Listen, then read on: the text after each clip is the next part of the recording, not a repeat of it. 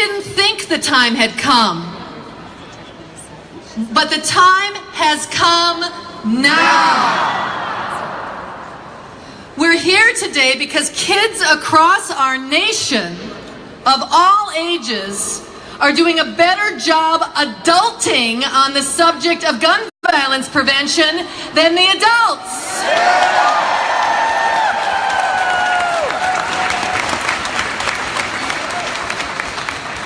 The time for sensible gun laws has come now.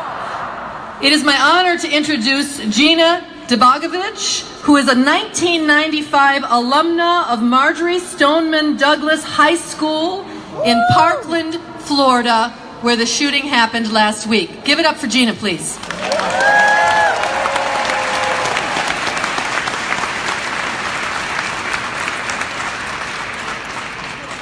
Thank you.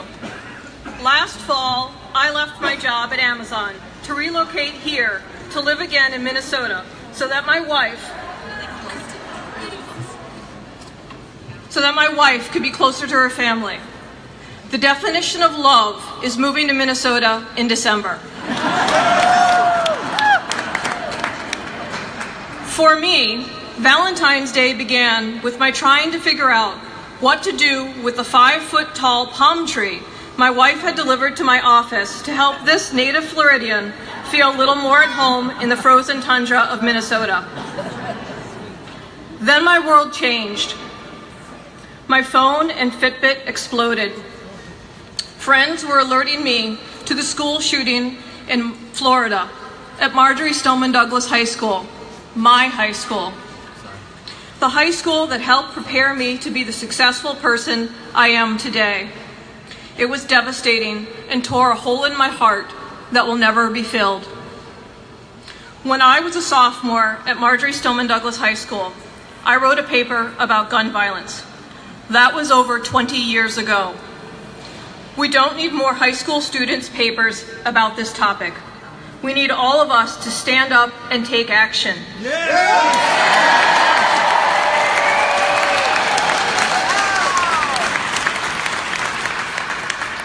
I will stand up. I will stand for the 17 individuals who were murdered in yet another act of domestic terrorism. Gun violence isn't stopping in the United States. We need to stop it now. Now! Enough is enough. Now! Thank you all for your support.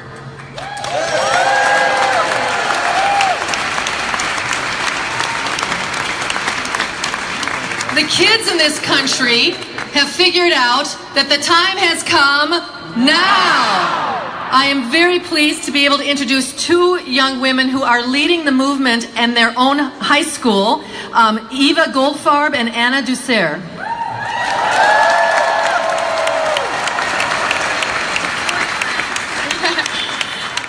Hello, I'm Anna Dussert and I'm a senior at St. Louis Park High School.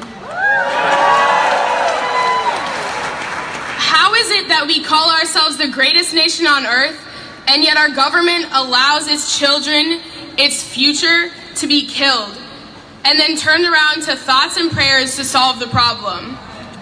They think that we will call out for change, hold a memorial, thank them for their condolences, and then sit around and wait for the next school shooting to do it all over again.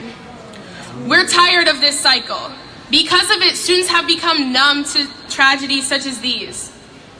Thoughts and prayers don't save lives. Action does. Change does.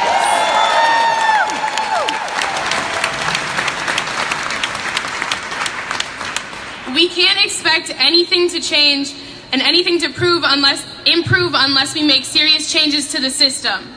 To our lawmakers, open your eyes. Various solutions to these problems exist. Australia and Japan are two countries that have significantly reduced the amount of shootings using two different methods. It's time for you to stop avoiding the problem because it's difficult or uncomfortable.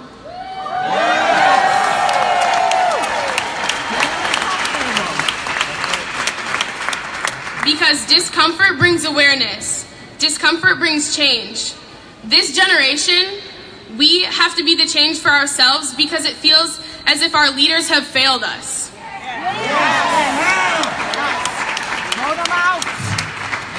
You say it's your job to protect us, but I don't think you know what that means anymore. No, they don't. So I'll help you. It means wake up. Pay attention to us. We are the ones who are dying out here. We are the ones who are being killed for doing what we're told, for trying to prepare ourselves for the future, for going to school, for the color of our skin. We want gun control, and we will not back down because we're fighting for our lives.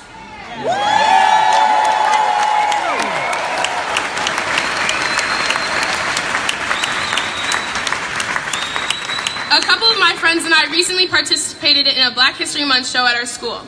In it, we recited a spoken word piece we had written.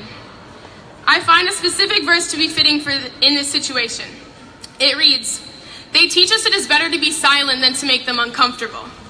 Well, expect discomfort because we will not be silenced." Thank you.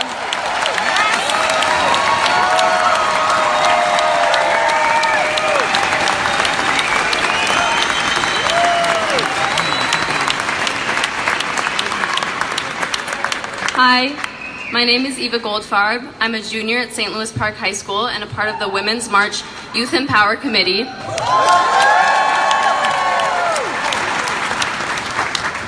A few days after Parkland, I went to bed and I had a dream where my own school was targeted by a shooting. When I went to tell my friends, a lot of them said they had the same dream. I wanted to say, gosh, what a horrible nightmare. But I realized it can't even be classified as a nightmare because even though it has monsters and terror, nightmares aren't real, and this is. This is far too real, and we know it too well, and we've known it for too long. So enough. We know gun control works. We know how to establish it. So why do we act as if it's a hypothetical fantasy, attainable everywhere but here?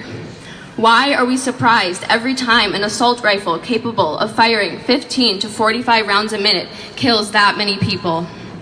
There's no if, buts, or maybes. We are done with excuses and BS. Yeah.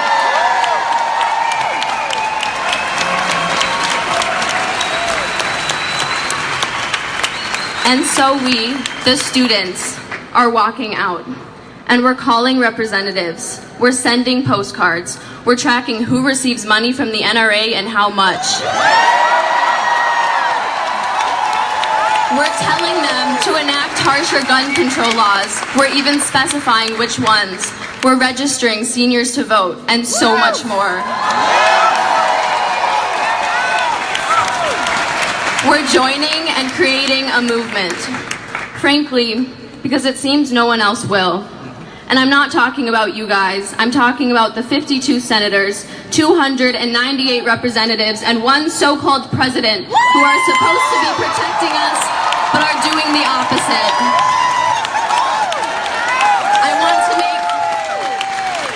I want to make one thing painfully clear. Politicians, we are speaking to you. We are not just asking school shooters to stop shooting. We are asking our government to stop giving them the means by which to do so. Sorry, not asking, demanding. Because this is not some social media trend or teen rebellion, it is life and death. There is an 8-year-old girl that asked her mom for new shoes because she realized her light-up ones would give away her location in the case of a school shooting. So we're not stopping. Not until we've convinced Trump and every other politician that our lives are worth more than the NRA's money. Not until we can learn about how to better the world around us instead of learning how to lock the door and hide in the corner as quickly as possible.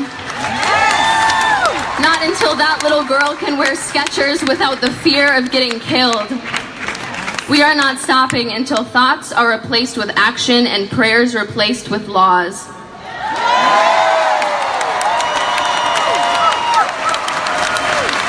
We are committed.